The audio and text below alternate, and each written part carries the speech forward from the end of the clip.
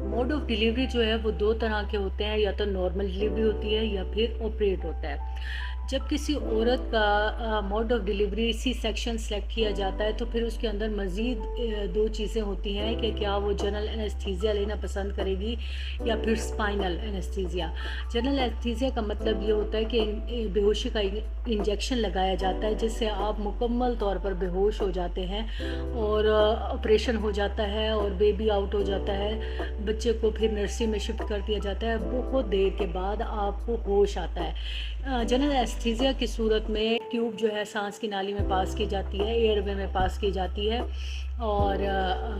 اس کے بعد جو ہے جنرل اینستھیزیا دیا جاتا ہے۔ جبکہ اسپائنل اینستھیزیا کا مطلب یہ ہوتا ہے کہ آپ کی ریڑھ کی ہڈی کے ایک خاص حصے میں ایک انجیکشن لگایا جاتا ہے جس سے ناف کے نیچے کا حصہ جو ہے وہ سن ہو جاتا ہے۔ اسپائنل اینستھیزیا کی صورت میں یہ ہوتا ہے کہ آپ